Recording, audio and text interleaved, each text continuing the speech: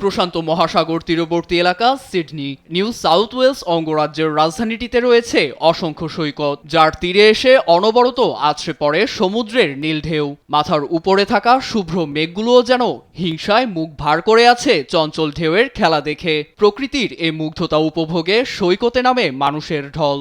কিন্তু সম্প্রতি সৈকতগুলোতে নিষেধাজ্ঞা জারি করে স্থানীয় প্রশাসন, কারণ সৈকতের বালিয়াড়িতে দেখা যায় রহস্যময় গোলাকার দানা, যা আগে কখনোই দেখা যায়নি। মার্বেল আকৃতির ছোট ছোট এ বস্তুগুলো নিয়ে পরিবেশবিদদের মনে বেঁধেছে আশঙ্কার দানা। ভেসে ওঠা এসব সাদা ফ্যাকাশে কালো রঙের বস্তুগুলো নিয়ে চলছে গবেষণাও। ফলে সৈকতগুলোর বর্তমান পরিস্থিতি বিবেচনায় বাধ্য হয়ে জনপ্রিয় বন্ডি ম্যানলি সৈকতের মতো 9টি সৈকত সাময়িক বন্ধ ঘোষণা করেছে স্থানীয় প্রশাসন।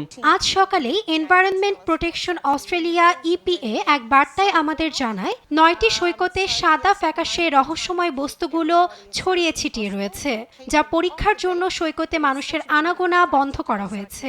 আমরা এসব পরিষ্কার করার জন্য একটি কর্মসূচি হাতে নিয়েছি।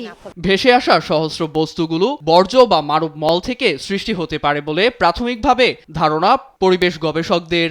তাদের মতে ভোজ্য তেল, কীটনাশক, চুল, ব্লাড প্রেশার, এমনকি প্রাণীদের ঔষধ, বিভিন্ন রকম বর্জ্য সমুদ্রের তলদেশে বহু সময় ধরে জমাট বাঁধতে শুরু করে, যা পরবর্তীতে মার্বেল বা নুড়ি পাথরের রূপ নেয়।